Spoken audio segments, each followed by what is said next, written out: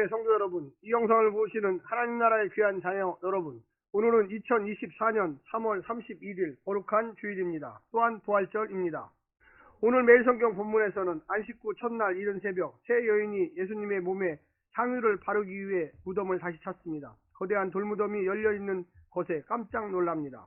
들어가 보니 우측에 흰옷 입은 한 청년이 앉아있는 것을 보고 더욱 놀랍니다. 그는 예수님의 부활을 여인들에게 알리며 가서 제자들에게 전하라고 이야기합니다. 놀라움에 얼어붙은 여인들은 아무 말도 할 수가 없습니다.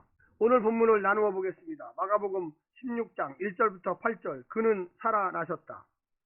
무덤을 찾는 여인들, 무덤 속의 한 청년, 몹시 놀란 여인들, 9절부터 13절. 부활하신 예수님을 만난 증인들의 증언, 막달라 마리아 두 제자, 14절부터 20절. 지상 명령과 승천, 11 제자에게 나타나심과 지상 명령, 승천과 제자들의 사역에 함께 하심. 오늘 본문 마가복음 16장 1절부터 20절 말씀을 듣고 다시 오겠습니다.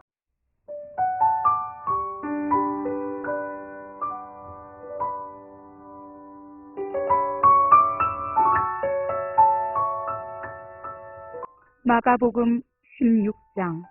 안식일이 지남에 막달라 마리아와 야고보의 어머니 마리아와 또 살로메가 가서 예수께 바르기 위하여 향품을 사다 두었다가 안식 후 첫날 매우 일찍이 해 돋을 때에 그 무덤으로 가며 서로 말하되 누가 우리를 위하여 무덤 문에서 돌을 굴려주리요 하더니 눈을 들어본즉 벌써 돌이 굴려져 있는데 그 돌이 심히 크더라. 무덤에 들어가서 흰옷을 입은 한 청년이 우편에 앉아 있는 것을 보고 놀라매 청년이 이르되 놀라지 말라. 너희가 십자가에 못 박히신 나사렛 예수를 찾는구나. 그가 살아나셨고 여기 계시지 아니하니라. 보라, 그를 두었던 곳이니라. 가서 그의 제자들과 베드로에게 이르기를 예수께서 너희보다 먼저 갈릴리로 가시나니 전에 너희에게 말씀하신 대로 너희가 거기서 배우리라 하라 하는지라. 여자들이 몹시 놀라 떨며 나와 무덤에서 도망하고 무서워하여 아무에게 아무 말도 하지 못하더라. 예수께서 안식 후 첫날 이른 아침에 살아나신 후 전에 7 귀신을 쫓아내어 주신 막달라 마리아에게 먼저 보이시니 마리아가 가서 예수와 함께하던 사람들이 슬퍼하며 울고 있는 중에 이 일을 알리매 그들은 예수께서 살아나셨다는 것과 마리아에게 보이셨다는 것을 듣고도 믿지 아니하니라. 그 후에 그들 중 2 사람이 걸어서 시골로 갈 때에 예수께서 다른 모양으로 그들에게 나타나시니 2 사람이 가서 남은 제자들에게 알리었으되 역시 믿지 아니하니라. 그 후에 11 제자가 음식 먹을 때에 예수께서 그들에게 나타나사 그들의 믿음 없는 것과 마음이 완악한 것을 꾸짖으시니 이는 자기가 살아난 것을 본 자들의 말을 믿지 아니함일러라. 또 이르시되 너희는 온 천하에 다니며 만민에게 복음을 전파하라. 믿고 침례를 받는 사람은 구원을 얻을 것이요 믿지 않는 사람은 정죄를 받으리라. 믿는 자들에게는 이런 표적이 따르리니 곧 그들이 내 이름으로 귀신을 쫓아내며 새 방언을 말하며 뱀을 집어 올리며 무슨 독을 마실지라도 해를 받지 아니하며 병든 사람에게 손을 얹은즉 나으니라 하시더라. 주 예수께서 말씀을 마치신 후에 하늘로 올려지사 하나님 우편에 앉으시니라. 제자들이 나가 두루 전파할세 주께서 함께 역사하사 그 따르는 표적으로 말씀을 확실히 증언하시니라.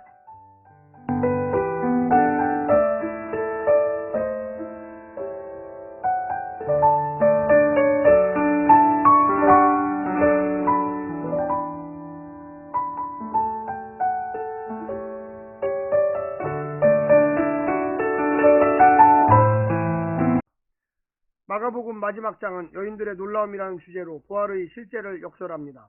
마가는 독자들로 하여금 여인들과 함께 빈 무덤에 들어가 십자가에 못 박히신 예수님이 살아나셨다는 흰옷 입은 청년의 첫 번째 부활 메시지를 듣게 됩니다.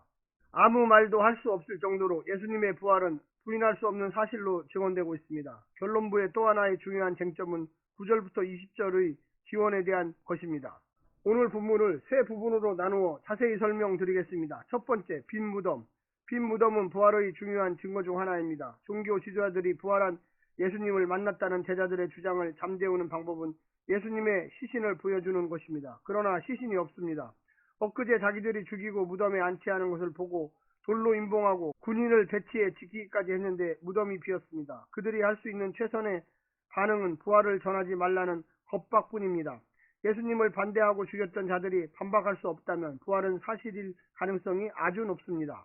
더 나아가 부활한 예수님을 목격한 많은 자의 증언은 부활의 사실성에 더 무게를 두게 합니다. 요즘은 죽은 예수님이 다른 몸으로 변화해 살아난 것을 비과학적이라고 무시하지만 당시 증거는 부활을 사실로 인정하는 것이 합리적인 것을 보여주고 있습니다. 두 번째는 천사를 통한 예수님의 명령. 천사가 여자들에게 예수님의 부활을 말한 후 제자들을 향한 예수님의 명령을 전달하라고 합니다. 사흘 전 목요일 밤에 제자들에게 말한 곳, 곧 갈릴리에서 만나자는 것을 베드로를 포함한 제자들에게 전하라는 것입니다.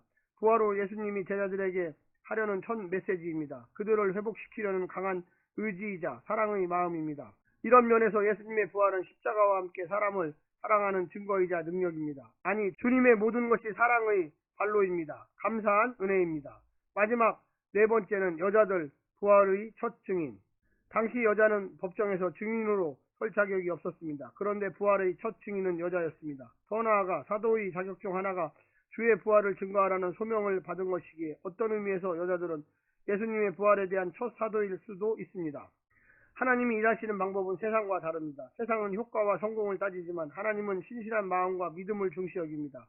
사실 주님의 은혜의 방법 때문에 우리 같은 죄인이 구원을 받은 것입니다. 사랑하는 성도 여러분, 이제 마가복음은 마쳤습니다. 내일부터는 신명기를 다시 시작합니다.